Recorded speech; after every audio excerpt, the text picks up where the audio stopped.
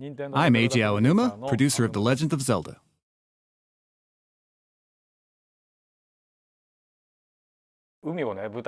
This game takes place on the open sea, so there's an endless view of the blue ocean and blue sky.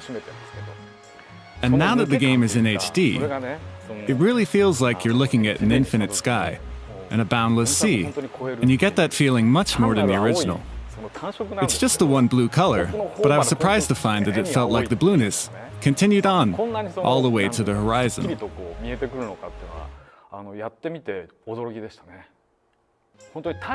You can really feel the sunlight, which is very important when the setting is on the open sea.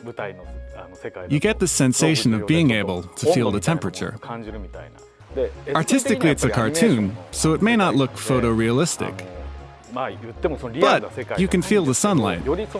It's as if it has become more real now that it's in HD. Even though it's animated and not real, I think there's a surreal sense of realism.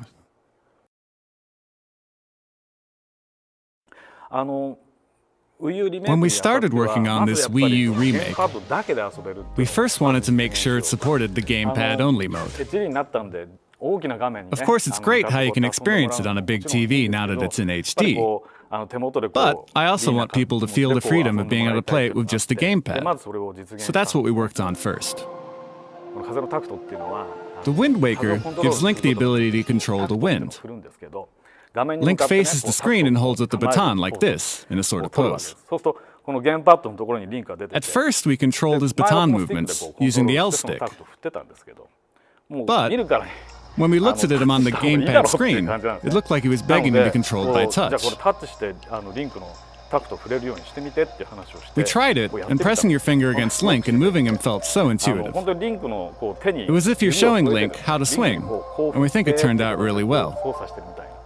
It really feels as if you're connected with Link.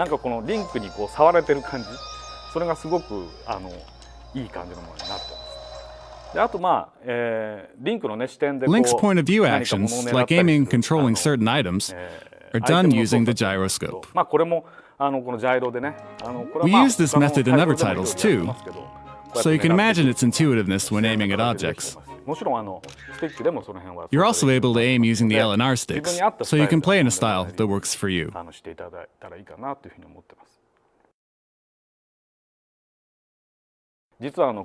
This time, the ship can travel much faster. During the game, you can acquire the ability to speed up the ship. On the GameCube, in the previous version, it took some time to load the ocean data because it was so vast. So, if the ship had gone too fast, it would have sailed to the edge of the ocean and fallen off. Now that it's on Wii U, the capabilities have been enhanced greatly, and we're now able to load the entire ocean at once. Now that we were able to do that, we could speed up the ship. Back then the ship sailed rather slowly, but now that distant islands come closing in at incredible speed, you arrive at your destination before you know it. It feels really great. But if the ship was that fast from the beginning, you wouldn't appreciate it. Once you reach a certain point in the game, you'll become able to go this fast and experience how great it feels.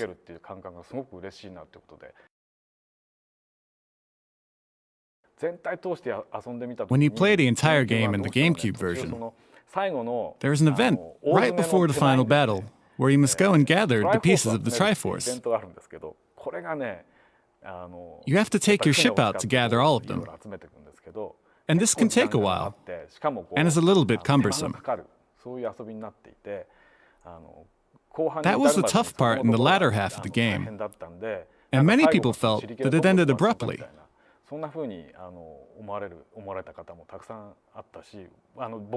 And even I thought the same thing when I played the game. I want to make sure the game flows really well, and that it's a great and fun experience. So we're making all these minute adjustments to it, so players will feel great when they get to the ending. And once the players make it all the way to the ending, I think they'll really feel a sense of accomplishment.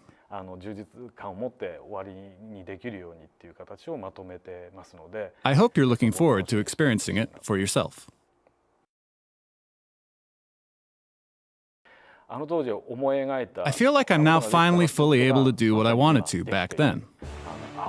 With the original title, we challenged ourselves to let players feel the sensation of sailing into the endless ocean, to feel the blue ocean beneath the blue sky, for the first time in the Legend of Zelda series.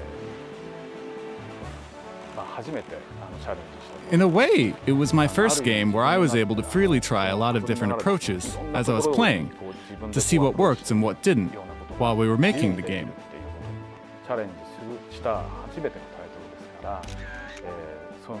So in that sense, I hope you, the players, will explore and experience for yourselves what you're able to do in the game.